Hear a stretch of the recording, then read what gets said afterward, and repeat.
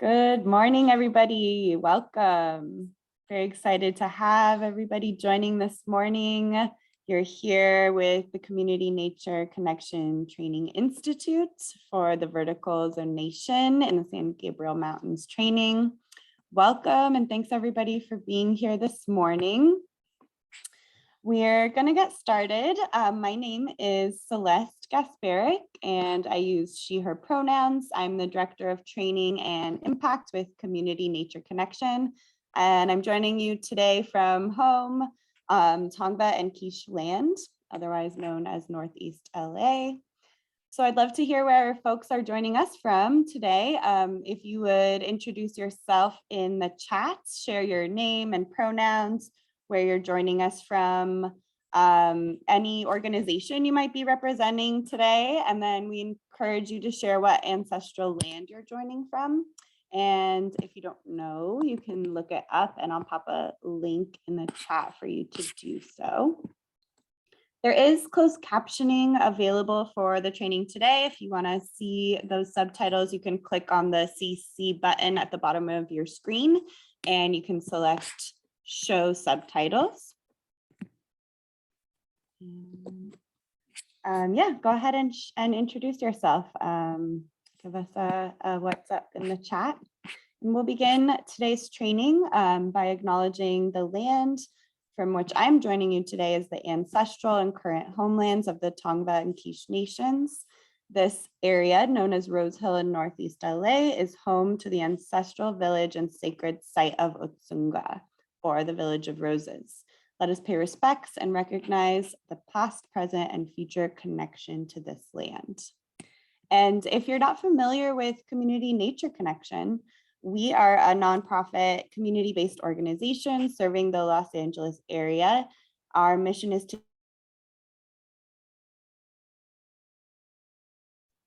We've lost your mic there, actually.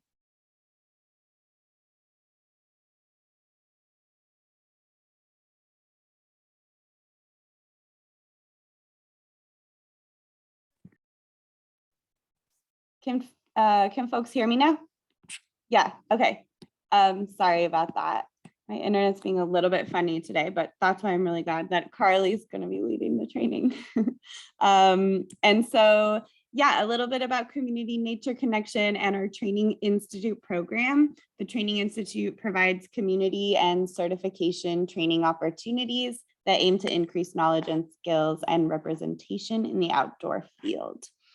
So today we're going to be learning about vertical zonation, and I want to welcome folks to submit any questions that they might have through the Q&A box. You should find a button to access the Q&A box down below in the bottom bar of Zoom.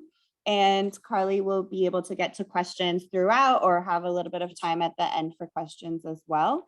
And so without further ado, I'm really excited to introduce our trainer today. Carly Creley is an educator and artist from Los Feliz in Los Angeles, California. She holds master's degrees in environmental science and education, but uses art to share her experiences in the natural world with others. She loves hiking, camping, and exploring new places. In addition to teaching, Carly leads an annual summer course for artists volunteering in Sequoia National Park and is a guide at Griffith Observatory. Her work has been exhibited throughout California, and her scientific research on tree squirrels has been published in the Bulletin of Southern California Academy of Sciences. Thank you so much for being here today, Carly, and take it away. Hi, thank you for having me. So my name is Carly Creley. I use she, her pronouns, and I am also joining you from Tongva land in Los Feliz. So I want to start off today by just telling you a little bit about what vertical zonation is. This is one of the topics that I find the most fascinating in ecology. And it's also a really fun one to study because you can just go out into your local mountain range and you could see it. So most of our mountain ranges in California are going to have some version of this. The Santa Monicas, it might be the most challenging to see because they're the shortest. So you're going to have the least differences from the valley bottom. But once you go into the Transverse Ranges, when you're in the San Gabriel Mountains, the San Bernardino Mountains, the San Gorgonio Mountains, or the San Jacinto Mountains, or the Sierra Nevada has the greatest elevation and therefore the greatest examples of this. But you're going to be looking at how the different communities of plants and animals change as you work your way up the mountain. So one reason, and actually I want to start off by sharing a guide with you. So this is something you can just keep and you can look at it later. You're welcome to have it open now, but you probably won't need it unless you really want to follow along. But this is going to have the key plant species from every area and the geographic coordinates in case you'd like to follow along and take your own trip to go see these things for yourself. So I put that in the chat. Go ahead and take a look at it. You'll see the elevation on there and just some of the main things that might be of interest as you work your way up. And keep in mind, those coordinates are really for hiking. So you'll need to park somewhere different. It's not a road guide exactly. It's really the specific places where I took each of these photos from. So I want to start off by just showing you what region we're talking about. So this is the San Gabriel Mountains. So we have actually recently, in the past few years, gotten the San Gabriel Mountains National Monument, which you see in dark green here. But the actual geologic and biological range goes all the way over to Cajon Pass off the 15 freeway. So it's all of this area here, really going from the Verdugo Mountains, which are up the 2 if you go north of the 134, down along Altadena, Glendora, Rancho Cucamonga, you start with the foothills going north of there, and then up to these very high elevations with Mount San Antonio, better known as Mount Baldy, which is over 10,000 feet. East of the Cajon Pass, you'll find the San Bernardino Mountains. And I find that a lot of people take a lot of vacations, take a lot of trips to the mountains by going out to San Bernardino and going up into the hills and the mountains. But not everyone realizes what an incredible mountain range we have right here, headed up the 2. If you got the 14, you can go to the backside, and up many canyons here in the Los Angeles Basin. So a really, really magnificent mountain range that's very close to those of us who live in Los Angeles. So you can see that from the city view, but we have a topographical view as well.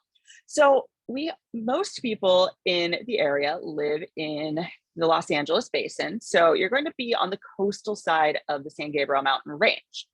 And so what we have is a lot of evaporation that comes off of the Pacific Ocean.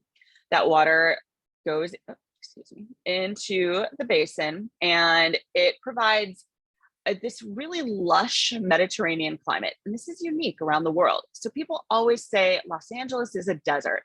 That is absolutely not true. This is a Mediterranean climate. And the reason so many people settled here and we have such a huge population is because it's a great place for growing things. It is actually really uncommon around the world. And if you grew up here, it's probably not very intuitive for you to realize that most places actually have a lot of evaporation off of the ocean, wherever that is, in relation to them in the summer because it's hot, and then they get summer storms and summer rain. Having most of our precipitation falling in the winter is really unusual. So that's a Mediterranean climate that you see in 7 primary zones around the world. So you have it in Spain and the Mediterranean, you have it in South Africa, you have it along the coast of Chile, you have it here, as well as a few other places. And it makes for a really rich agricultural area and a really kind of comfortable place for people to live. Then that water, as it hits the mountain range, it goes up and up and up. And before it gets to the top of this range that's over 10,000 feet, it condenses and it falls as rain. So that leaves the Mojave Desert on the backside very, very dry. So this is a rain shadow desert. And so you see a really different kind of environment on the front range of the mountains versus the back range.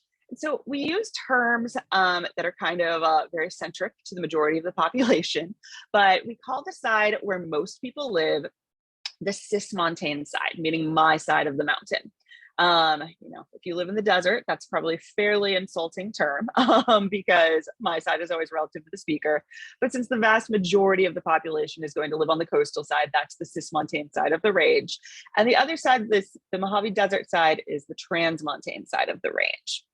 So if we look at the precipitation differences, this data is a little bit quite old at this point. I think we all know that with climate change, it's likely to actually be far less now.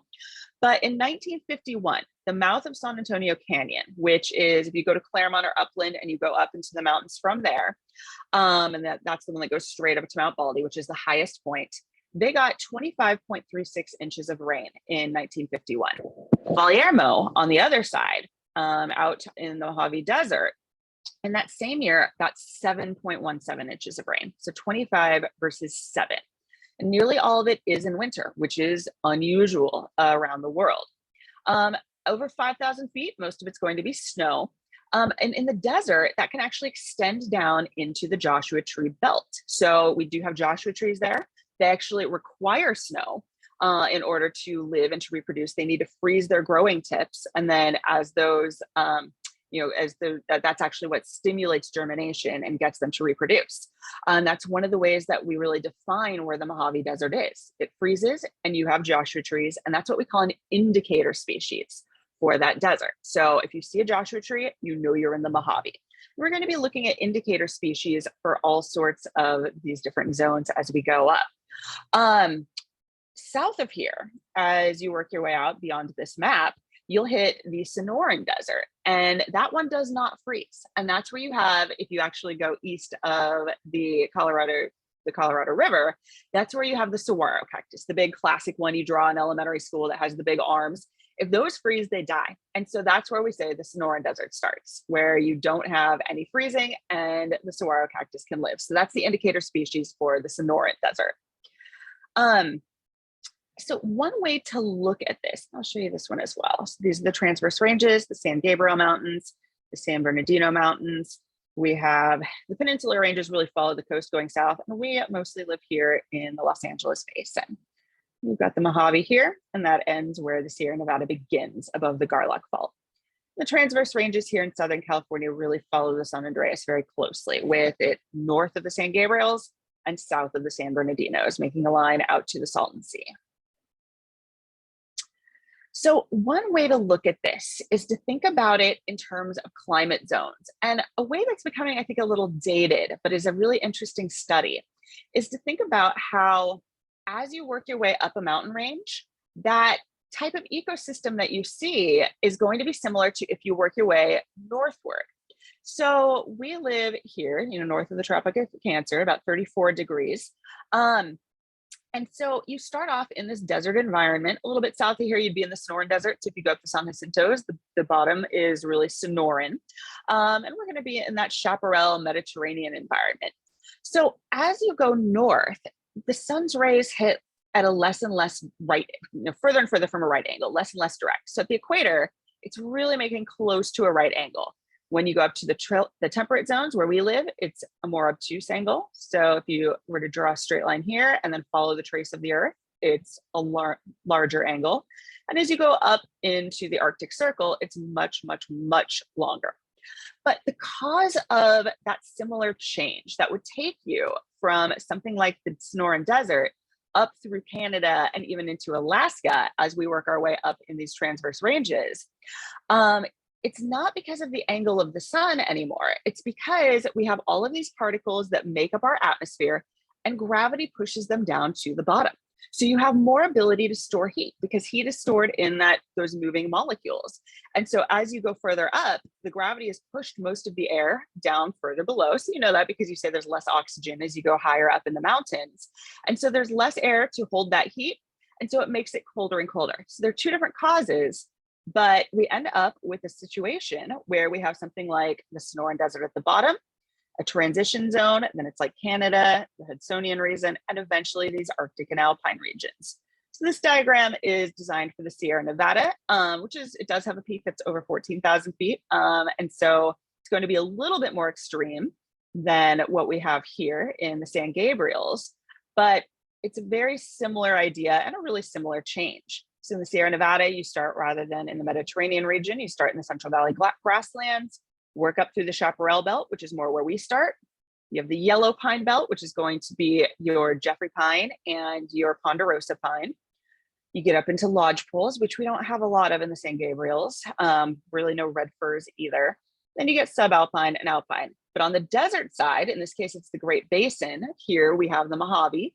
you're going to have a different set of categories on that desert side. And they start at actually a higher level as well. So here in the San Gabriels, we start in coastal sage scrub, which is kind of a subtype of chaparral.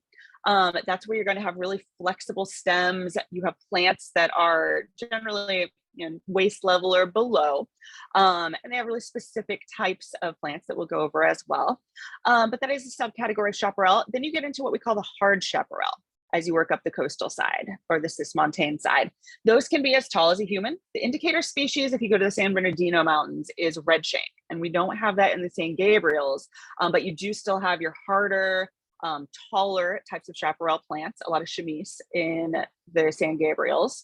Upper chaparral, then eventually you hit the yellow pine forest once you start to feel like you're quite high, often at about 8,000 feet. At the very highest levels, you'll hit the Lodgepole Forest, and it really takes some climbing in the San Gabriels to find a Lodgepole pine.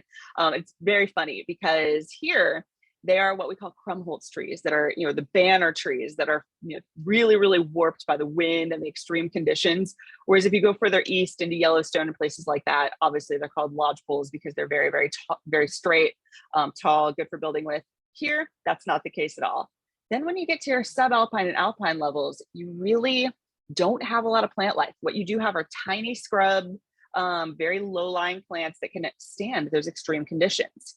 And on the desert side, we start in alkali sink, work up to saltbrush scrub, go through the Joshua tree woodland, desert chaparral, juniper woodland, and pinyon woodland. And then it starts to merge with the yellow pine forest and lodgepole forest above that.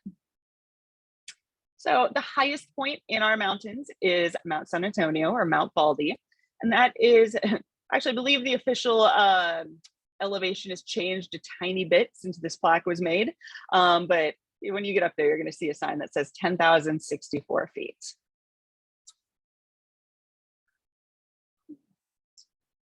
I did want to share with you as well one thing. So this is a pica. You'll find these in the Sierra Nevada. You'll find them in further north climates. This is kind of a flagship species for your high elevations. You won't find them in the San Gabriels. It's not cold enough. But when you start to get into your islands where you have the high elevations, and the coldest, most extreme environments in your talus slopes, you will see this pica. So that's just one guy I wanted to share with you. All right, and I'm going to change here to one of our tours. Okay, and again, feel free to put questions into the chat. I'm going to be monitoring or into the Q&A. I'm sorry, the Q&A instead of the chat. I'm going to close that so I'm not able to see the chat anymore. We live north of the tropics. So you have your lines at 30 degrees that make your temperate zone. The center is your tropics. North and south of that is the temperate zone. And so we are in the temperate zone. That's north of our lines for the tropics. All right. So the first thing that I'd like to show you, I've spent several years now really working on what I hope are pretty cool tours for people who can't get out there on their own or to entice you to get out there. So I'm going to start by showing you the Google Earth tour of the Montane side of the San Gabriel Mountains. So if I zoom out here, you can see where we're at. We've got the Channel Islands out here, Catalina, we've got Los Angeles. If we go a little bit east and north, we're going to hit the San Gabriel Mountains. So what I think is the most impressive, most beautiful canyon in all of the San Gabriels is San Antonio Canyon. So this tour is going to go up there. And what's also really nice about it is that the two works its way along the back and it goes, kind of west to east or east to west, depending on how you take it.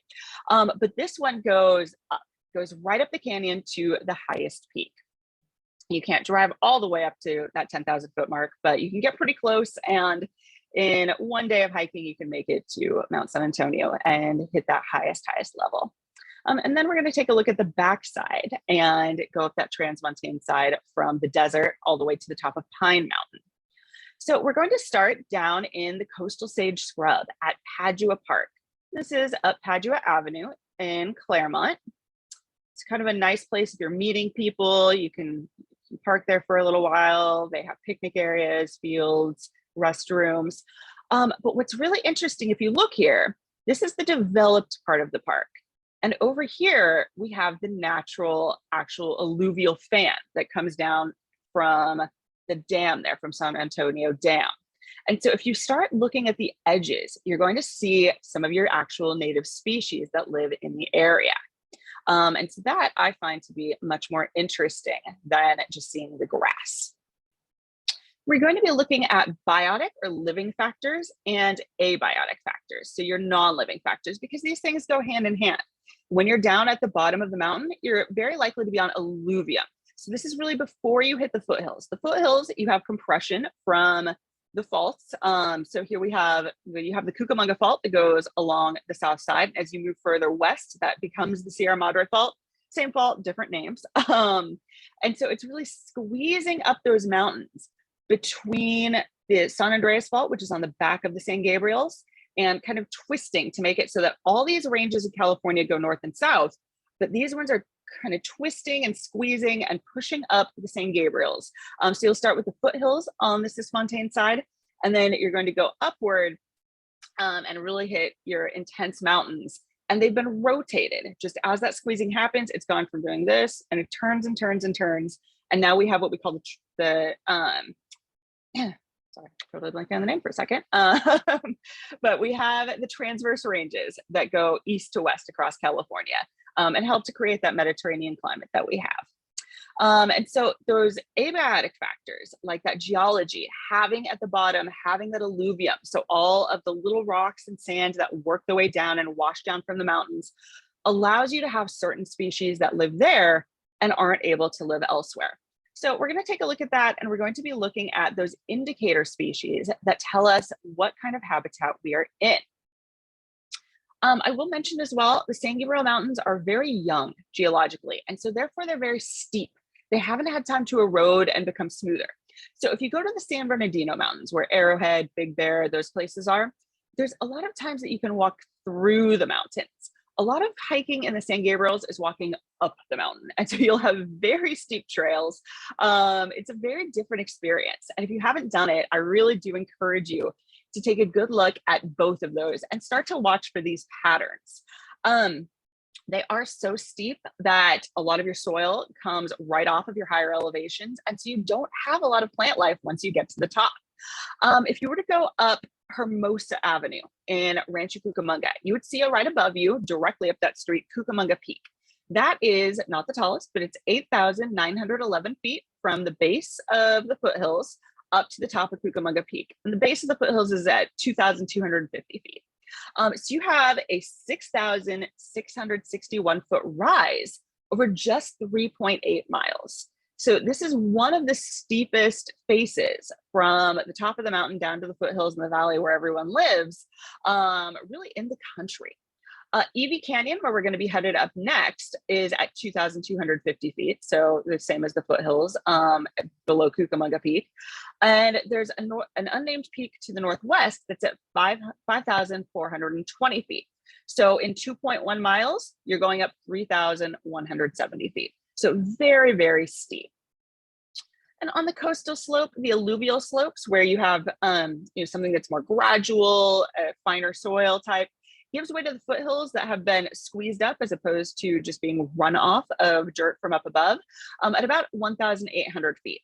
And on the opposite side, the rain shadow slope, you have the Mojave Desert merging in with the interior foothills at about 4,000 feet. The drainage divide, so the top crest of the mountains, is somewhere between 6,000 and 8,000 feet in most cases, obviously 10,000 at the most extreme tall part. But there are lots and lots of peaks that are actually at 8,000 feet or above. All right, so here we have the coastal sage scrub. If I zoom out a little bit, you will see San Antonio Dam here. So obviously this is not going to be the most pristine natural environment. We've really altered the water flow here. And this dam, there's no concrete because it is right on the earthquake fault here on the Cucamonga Fault. It is just an earthen dam meant to protect this giant cityscape below from flooding. And then it also has a big percolation basin behind it that allows everybody to have drinking water from there. But if we take a look at some of the species, I'm going to start by showing you an overview here. And there's actually a link to, oh, good, that's upside down. No, come on, reverse. All right, well, let's go on to number 2. So you can see there's a link to all of this information on my website. And I will say they have just recently updated Google Earth so that I was able to finish this side of the mountain. This is Montane side. There's a link directly to the one from the Transmontane side. And this one I've just recently been able to do because Google Earth was not working properly a couple years ago. So it's very exciting to see that I'm actually able to get this together now.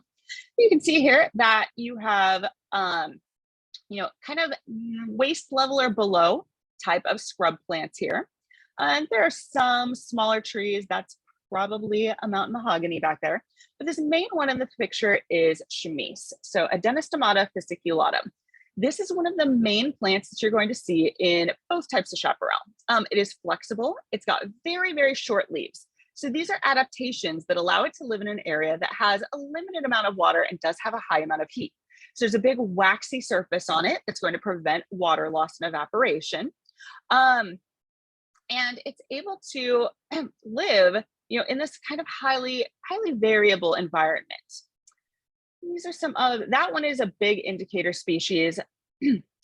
This is mule fat. There we go.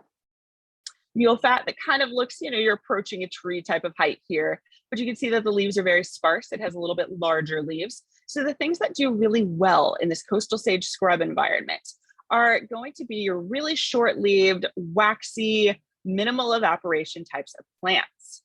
Now, the indicator species for this environment is Artemisia californica. This is going to be our California sagebrush. And it may not be what everyone pictures when they picture sage. A lot of people picture white sage, which is, a type of sage that's very, very threatened at this point. A lot of people are going out and illegally harvesting it, really threatening those populations since it's become popular to, burn it in, a type of ritual or copying some of the native rituals. So don't do that. Don't go out and pick white sage. This is another one that smells wonderful, but it is very, very toxic if it's consumed. So you always want to be very careful. As great as these things smell, you don't want to be eating them. I was always really tempted with this, and thank goodness I didn't do it. But this is our California sagebrush. There's some belief that the word chaparral actually influenced chaps that the cowboys would wear. So it would protect your legs as you rode horses through these things, through all of these really rough brush types of plants. It would protect you from getting all scratched up. So chaps were to protect you from chaparral, or are to protect you. And what's interesting is that now we get these really, really dense kinds of areas that have just tons and tons of plants that are really, really difficult to walk through. And so what's different about that now is that back, a century ago, you would have had a situation where you would have had grizzly bears before they were extirpated from California. So even though they are on our flag for the state of California, they no longer live here. They have all been killed. And so they do live in other states, but they no longer live in California. So those are the ones that are, more likely to attack humans, although they're more likely to let go, whereas a black bear is less likely to attack a person, but they don't let go once they do get mad enough. So we do have some black bears in our mountains, as long as you aren't trying to touch them or pet them or anything, they're not going to be dangerous to you. But those do live here. But the grizzlies, they're a much larger, more massive bear. They're the ones with more of the teddy bear ears. And they would walk through the chaparral and create these paths that we no longer have. So now you have these really, really dense stands of this California sagebrush, chamise. Zoom on that. Mule fat. I'll show you our California buckwheat. This is one of my favorite plants. And now what's funny about this is that it almost always has kind of a reddish, brownish colored tuft of flowers on it. So it is really beautiful. It's one of the things that I think about most when I think about our environment, and one of the things that stands out the most. But again, you have these little tiny reduced leaves that don't cause a lot of evaporation, and you have these little brown tufts. But if you try to look this up in a field guide and see what plant it is, they will describe the flowers as white. But I'm going to say there's maybe 1 month a year in which those flowers are white, and the rest of the time they are this kind of brown color. So we'll also have the Laurel Sumac, which you'll see here in your coastal sage scrub. This kind of big bush, and that's probably the tallest plant that you'll see. So this one is definitely overhead height. It's got these kind of yellow leaves that dry to this orangey color. And you'll see these around. Also, a lot of field guides describe them as being much shorter than they generally are. They often say they cap off at about 6 feet, and I definitely see them taller than that on many occasions. You'll see white flowering currants. So these are, you can tell by this distinctive leaf shape. That's kind of a tri-lobed little leaf. And you'll see the little spiky fruits hanging off of it. So that's always an interesting one to see. So we have currants. I'm sorry, gooseberries are the ones that have the spikes, and currants are the ones that do not. So at certain times of year, they have little red fruits, and you can kind of see them starting to develop there. As for animals, I'll show you some paintings that I did. We have the mountain bluebird.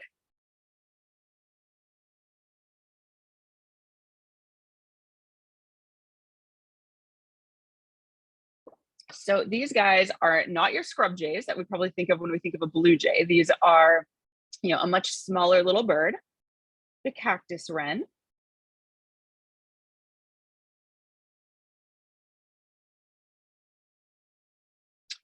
We have Eriogonum fasciculatum, our California buckwheat. Obviously not an animal. We have the raven, which I'm sure everyone's familiar with. These are they look like giant crows. They tend to live in our more wild areas than crows do. And if they're flying, you can tell the difference because these guys will have the tips of their wings spread wide, whereas a crow has them together. And then everyone's favorite, Canis laterans, the coyote. If you haven't read it, Coyote America by Don Flores is Dan Flores, I believe it is a fantastic book. All right, so that is our coastal sage scrub area. Now you're going to find a variety of different kind of subcategories in that area. You have sage flats, you have the cut bank areas along washes, and anytime we have a riparian area, something along a stream, that stream's going to be cutting through, and obviously you have a water source there at least part of the year. And you're going to have very, very different kinds of plants and animals living there than you have in the neighboring areas. So each of these little subhabitats or microhabitats will have very different animals that do live in it. In disturbed areas, you'll find the prickly pear cactus. And so if you were to go and explore along all of this area, and you were to find all the different places where your water runs down, where you've got a bank, you've got some adobe on the sides, you will find some very different animals that live in each of those. So you'll have, a wood rat might live in a disturbed area among the cactus. There are a lot of different kinds of mice that you're not going to get a good enough look at to differentiate between, and a lot of them don't even have common names, but some of them will live on the adobe slopes like our Paramyscus californicus and cygnus. In the sage flats, you might have the San Diego pocket mouse. In the boulders and the cut banks of the wash, you'll have the cactus mouse or the San Diego desert wood rat. So a lot of really small little subcategories in there. Again, it used to be much more walkable when we still had grizzly bears. So then we're going to go north to Evie Canyon. Now I'm going to point out first, this is right in here. At about 2,365 feet, we have what I call the Fry Ranch for the previous owners. And I spent a lot of time there as a kid. It's gonna be right back here. So I'm gonna go in elevation, even though I'm passing Evie Canyon for a second. I will say, this is a home. It has some horse stalls. They used to have a really beautiful little dock that went over the river here, but that actually got washed away in a major flood a few years ago. But one time when I was there as a child, there was a rattlesnake that was approaching 6 feet long. So they probably cap out somewhat below that in the 5-foot range, but giant, that big around. There are some really interesting species that do live in these mountains. All right, so then we go to Evie Canyon. And unfortunately, they have locked off access from this side, which is really sad. But when I actually took all these photos, you were allowed to go hiking there. Now I believe you have to come from the Claremont Wilderness Park, and that would be a pretty long hike. But this is a really different area. So this is a side canyon, as you can see, comes down through here, and you have an oak woodland. So you have all these oak trees where from both sides of the trail, you have a little stream along the side. And from both sides of the trail, you have these oak trees that make this interlocking canopy that goes overhead, at least on this one first area. And you'll find there's actually an area with some marble down in the ground, and it makes a very sudden kind of jump upward on that trail. And right above that is where you're going to see this flat area that has all of these oak trees. So your entry is right here coming in there. You can see, this is a really different environment than just a little way down that canyon where we have that coastal sage scrub. We've got grasses growing, we have willow. White alder is the big tree you're going to see in the riparian area, so along that stream. And this needs that water on the roots all year long, so it's going to be stuck down in that stream environment. There's the catkin, the male reproductive part. There's your bark. It's got this kind of very smooth branch. You can see the shape of the leaf here, and it's got this green tinge to it. And you'll see this along most of the streams in the San Gabriels. A further view. And this is just, it's a different subcategory. We're really looking at two different areas as we look here at the riparian corridor versus the oak woodland that's right adjacent to it, right next to it.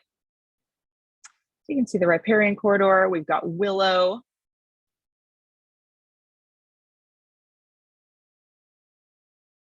Here's where the hike used to start.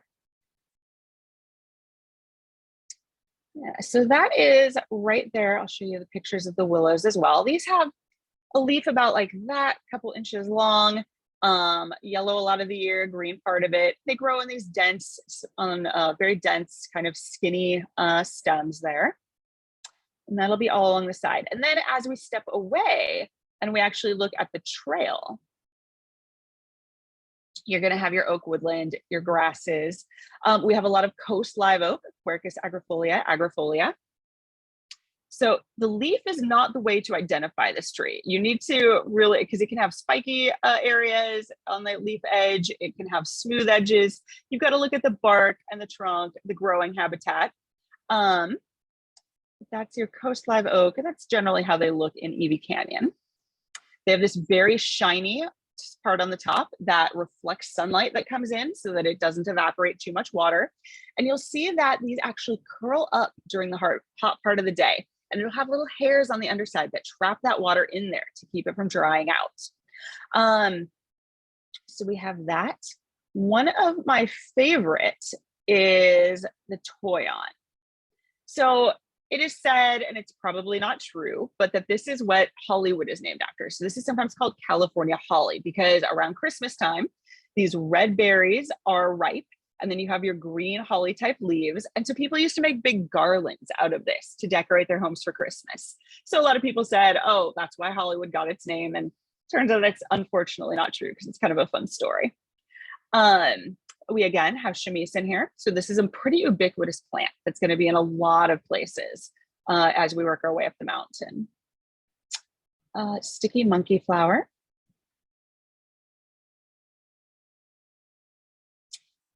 Now, this is another one of my favorites, the California wild cucumber. So you'll see it, this is a vine, and it's sometimes, or in the past, it was called the man root because the big cucumber part down at the bottom underground is about 6 feet tall. And so that's, a big bulb that people are actually able to eat. And so if there is a big emergency, if there's no food available, or people in the past would eat that. But what you're going to see above ground are these beautiful leaves, and this just winds and twists all over the place. It's got these little white flowers. And I love to see these parts that just cling on to the other branches. They're very, very often in these little spiral shapes.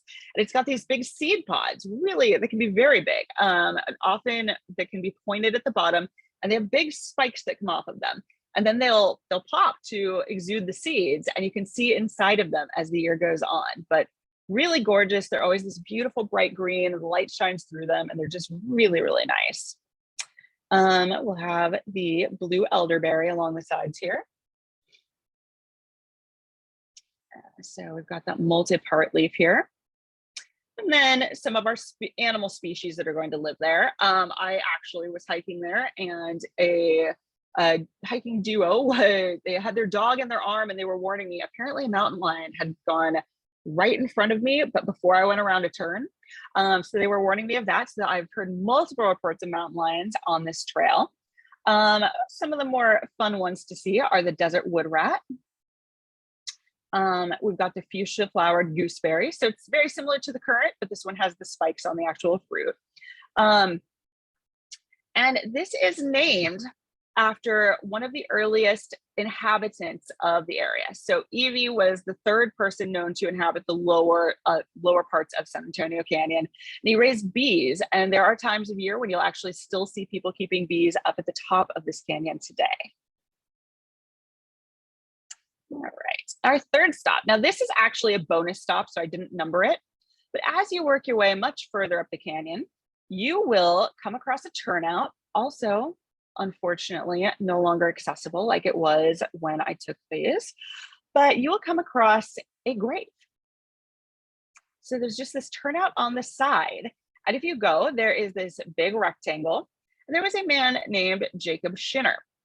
So when people first started really traveling up here, there was a wooden plank there, and it said Jacob Shinner on it, and nobody really knew exactly what the story was behind him. And so as they were going up what's called the Hog's Back, which is a big ancient landslide, they would see this wooden grave marker. And it turns out that if you went digging hard enough, you could find a small little article from the San Bernardino Daily Times from 1879. And it said that Shinner was a miner who was buried in a rock slide. And his friends were able to dig him out, and he was still alive, but unfortunately he passed away right after that. So they buried him on the spot and erected a marker. And so after the big flood that actually changed this course down here from being the main road into this one, I want to say that was in the 50s, don't quote me on that. And they made the new road that was actually in the way of the road. And so Caltrans took it off to the side and made this new concrete headstone and kind of a grave marker area here. And now you'll hear a lot of stories about how people, feel a weird bump in the middle of the night, see someone in front of their car, and there's a one-legged miner. And they hit him, and then they get out to go and check on it, and there's no one there. So that's kind of the current day ghost story that goes along with him. I don't think the newspaper reported that he actually had one leg, but kind of a fun thing just to keep in mind as you drive up there at night. I will say I had a very rare sighting just right around this area. I was leaving our next stop, Stoddard Canyon, and traveling past around that area on the Hog's Back there. And I saw a ringtail, which is a really unusual sighting. They're out at night. I tend to be out at night as well, later into the evening than other people tend to be. And so I was in my car, and my sister was in her own car, and we both saw it going right across the road. So that was really cool. This is a ringtail. It's often called a ringtail cat, but it's not a cat.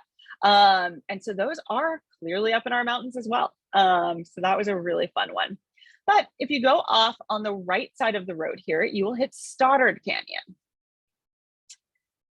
And so this one, when you go back, you can walk back along Barrett Stoddard Road, and there's a beautiful trail that goes up to Stoddard Peak. It's not a very high peak, but it is a lot of fun to hike up. And it's a pretty flat kind of hike because you have these ancient landslides that came out, and you have these avalanches.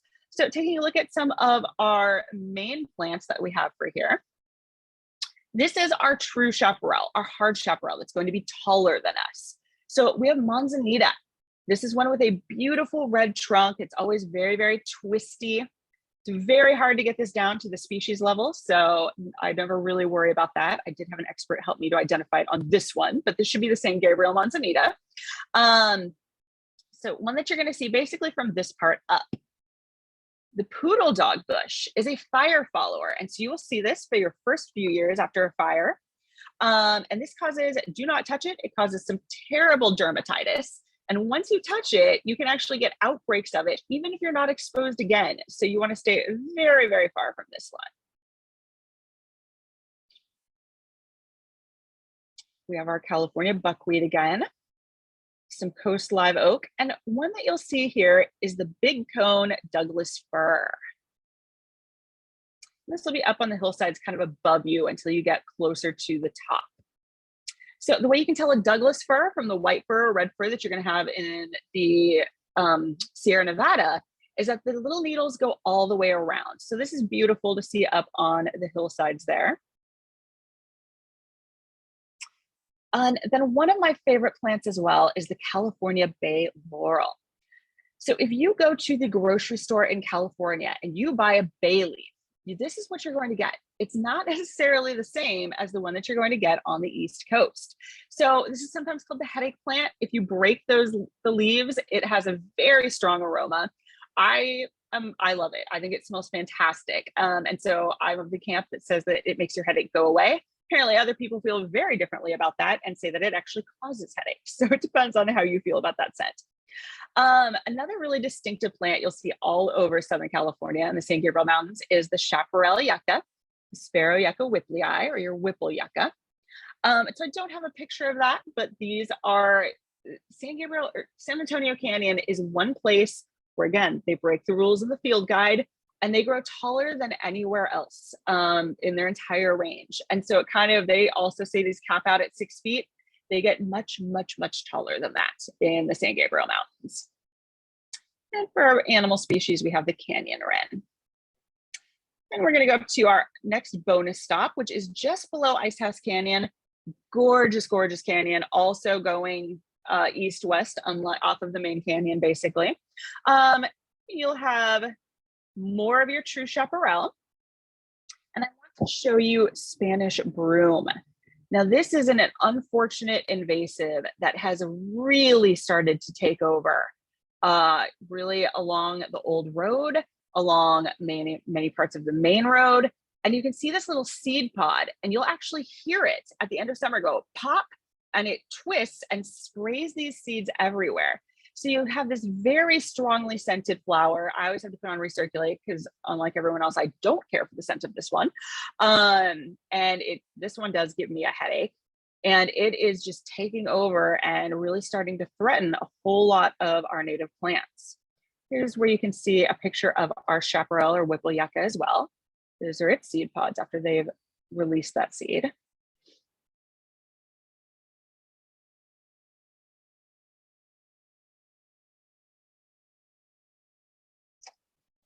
Yeah, so here's what it looks like a lot of the time. These all tend to bloom and release seeds at the same time, about every 7 years. All the ones in an area will do it at once, but nobody knows how they're communicating or what the trigger is that's making that all happen at the same time. So that's kind of an interesting one. And then I want to show you a close picture of the mountain mahogany. So we have mountain mahogany and curl leaf mountain mahogany. It's going to be a big, big shrub as well. And it's got these kind of small reduced leaves, but less reduced than others because it's going to be in a rainier belt where all of that, the water that evaporates off the ocean comes up and it's starting to condense at around this point. So you're going to have a fairly large amount of rain at this point. All right, and our yellow pine forest. So now we're going to have a big change. Here in San Antonio Canyon, you go up the switchbacks and you're going to go to Manker Flats, and you're going to see a big, big change up above Ice House Canyon. We're going to go from chaparral to forest. So yellow pine is kind of an old-fashioned name often for our ponderosa pine. In the San Gabriels, that's not very common. You do see some around Manker Flats, but that's about it. We have a whole lot more Jeffrey pine. So you can say gentle Jeff if you hold the pine cones. It's going to be not pokey. You play catch with it. And prickly ponderosa. So those have a very similar looking pine cone, very similar looking needle, but you cannot play catch with those because they have a very prickly cone. And these are not hard and fast rules, but it's kind of a general rule of thumb.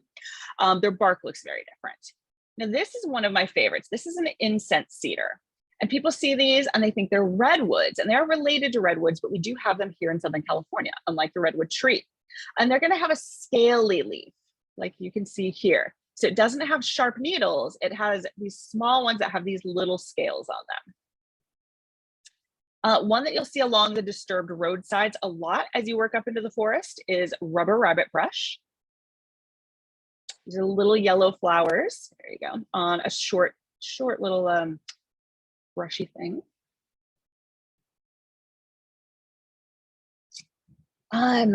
We've got a good question here in the chat or in the Q&A about yuccas with flowers. So there are, especially in the desert, in the Mojave, where we have the Joshua tree, there are a lot of scientists studying why we seem to be getting all of these years, year after year, with all of the yucca. In that case, it's going to be the Joshua tree. Here in the San Gabriels, we have the Mojave, or the Chaparral yucca. They've definitely seen in Joshua tree that those Joshua trees are blooming like crazy. So we don't know for sure. And the hypothesis at this point is that it's probably maybe a last ditch effort, as they're getting not nearly enough rain and not cold enough temperatures to reproduce and to throw out as many seeds as they can to reproduce, to save the species and keep themselves reproducing. So no one's really been able to study that for long enough yet to prove whether that's true or not. But if you're seeing that with the Chaparral yucca, I'd be really interested to know that as well. I haven't noticed that, but that doesn't mean it's not happening. So again, they don't know why they all do it at once. Not the case for the Joshua tree, but for your Chaparral yucca, they do all do it at once. So it might just be that there's something happening that we haven't yet been able to piece together, making it happen. But as for the Joshua trees, it's definitely a question people are trying to figure out right now. So here's your Jeffrey pine. You can see the deep, deep furrows here, and your ponderosa pine, which has big flat plates. So this is a great place, easy place to go camping for the night, probably within an hour drive of you, especially if you don't go during rush hour. And up in this campground, I've seen black bears, I've seen mule deer. Let me get that to open up. All right, I've seen gray foxes. There was one night a bear was spending quite a bit of time harassing us. And so I was up all night watching to make sure that it did not come bother me. And I got to see so much wildlife. There was a gray fox, a mule deer. I guess that one doesn't want to show. Western scrub jay, just animal after animal, tons and tons and tons of raccoons. And that takes us to our next stop, which is the very, very top. And this is your Western scrub jay. Probably think of it as a blue jay, but a more proper name is the scrub jay. So then from here, you can camp there for the night or just park your car and then work your way up to Mount San Antonio, the highest point in the San Gabriels. Now, there are two ways to do this. One is to really cheat and take the ski lift up and then just walk along this ridge. Still harder than it looks. But if you really want to experience it, you want to take the Baldy Bowl route. It will hurt your knees, I promise you. No matter how young you are, how good a shape you're in, it will hurt your knees and you will think you're there over and over and over before you actually get to it. But it's very, very worth it. And then you can take the easy way on the way down. If you're like me, you'll be too late for the ski lift to take down, but you can go down this dirt road that goes up to some of the resort areas and the skiing areas there. So it makes your way down very, very easy. I would actually not recommend taking the Baldy Bowl route down. But again, we have this ancient landslide and one that's expected to probably slide again anytime, sometime in the near future. And you can actually see there are little fresh escarpment areas where you can see some of that rock falling. That gives us a clue that it's going to happen again at some point. But this is going to be so different from the forest that you just came from. So up at the top, it's called Mount Baldy colloquially because there's just not much growing there. And from the bottom, it really looks completely bald because you can't see this much detail. But you do have just a little bit, as you approach the top, you're going to see that lodgepole pine. And that's really exciting. When you start to get to that ski slope level, you'll see these little purple cones. You can see this has that crumbsult shape where it's been pushed by the wind, pushed by ice, maybe burning off or freezing off all the leaves on one side. And it just does not look anything like the lodgepole name. Here, they're very, very complex little twisted trees. And then beyond that, we really just have one type of little shrub. And so this is bush chinkapin. And this will really plague you if you're in the Sierra Nevada. It's got these very spiky balls that collect all along your socks. But here it's pretty easy to avoid. And they grow in these patches. And that is about it. And I've got to thank this last set of pictures. I did not go up there to get these. I have been up there, but my back does not really appreciate me taking my camera. So these pictures came from Casey Schreiner, who has the Modern Hiker website. So he was kind enough to share those with me. Up at the top, especially if you take that ski hut trail or go along the Baldy Bowl, I've seen right along there many times these Nelson's bighorn sheep, which are reintroduced, and that's been very successful. So that's really exciting to see. Unlike the peninsular bighorn that you'll see in the Sonoran Desert, these guys are short. So the first time I saw them, I said goats, even though they're definitely sheep, and I know better than that. You'll see the lodgepole chipmunk. Probably not a whole lot of other species because it's such a rough environment to live in. You have such steep talus slopes. It's really, really challenging. So I will tell you on the handout that I gave you, and actually let's take one more quick minute to look at that view from the top. So this is the highest point in the San Gabriels, Mount San Antonio, better known as Mount Baldy.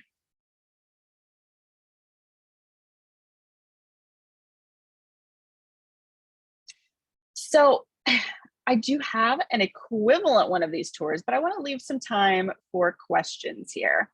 So if you go to the links that I gave you on that handout, or if you go to my website, you can see the same tour, but a very, very different experience going up Pine Mountain from the Mojave Desert. So here, you're going to stop at several stops. And this one's actually kind of in reverse here. So you start at Bob's Gap Road, work your way up. And I actually do have highway points here. So this is a tour that you could very easily follow if you'd like. You go up to Jackson Lake, this picnic area where you're gonna see the black oak, California black oak, which we only have on the backside of the mountain range. Go to my favorite campground, the Blue Ridge Campground.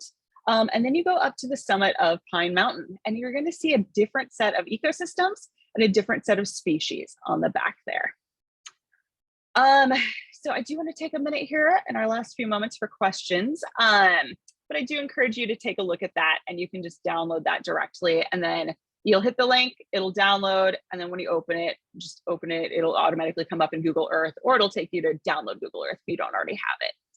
So that you can use that one yourself. And you're welcome to email me with any questions that come up in the future as well.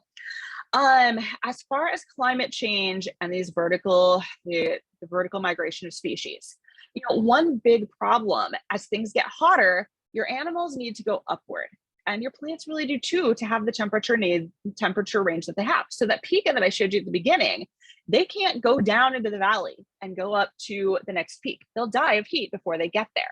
So there's no way for them to move from one mountain peak to another. And that's a huge problem. And so they can't do it. But the other problem is that as the temperature you need to go up for temperature, your water is more likely to be flowing downward. And so your plants need that water level from where they're at.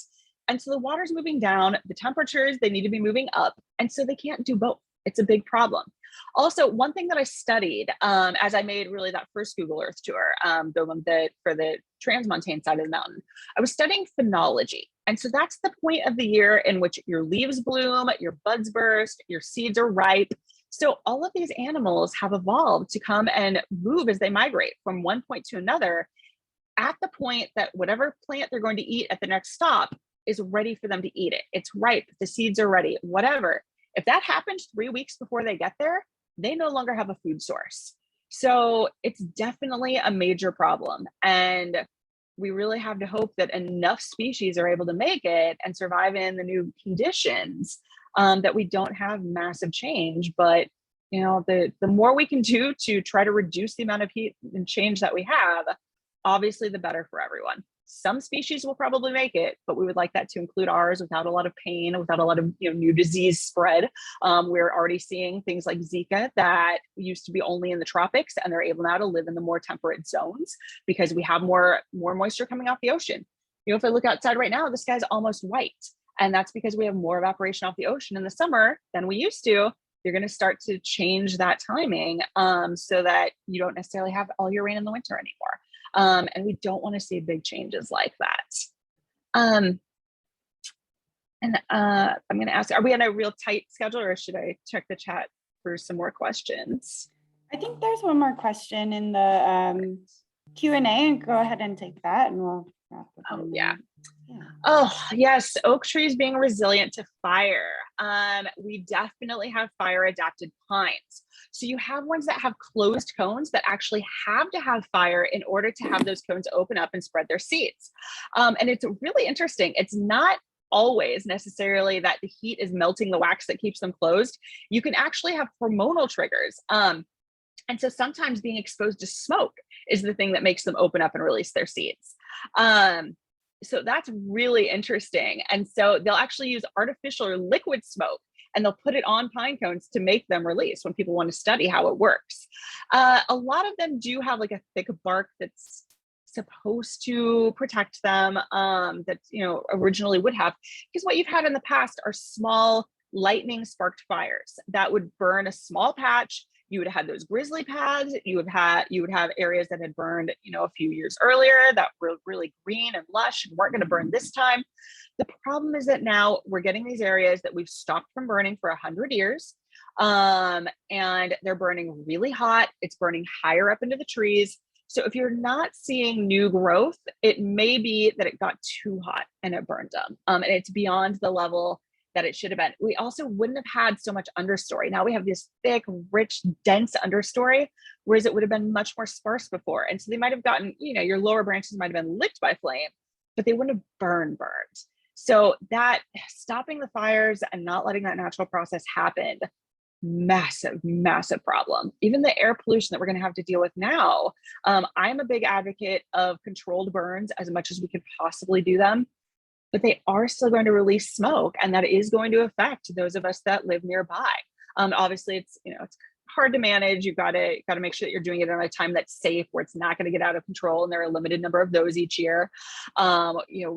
We have such a limited firefighting force, and until we really invest in that and really just provide tons of people to do it, not just along roads in the front country where people can see, but in the back country as well, it's going to be a really big challenge for a long time. But it really does seem that fire is the only thing that really fulfills all of these needs. And when they've gone and tried to chip the wood or take the wood out, things like that, it's not really solving that problem.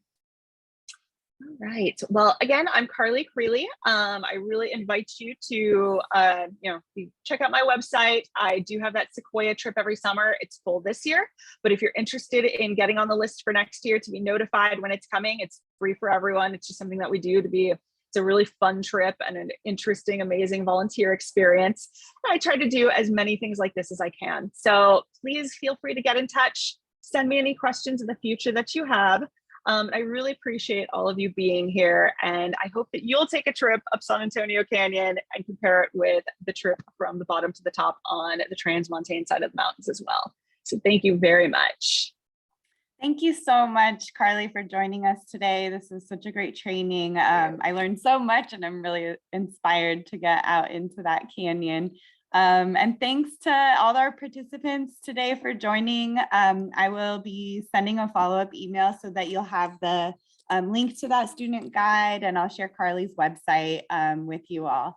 And thanks everybody so much. I hope you have a wonderful rest of your day. Thank you. Take care. Bye. Okay.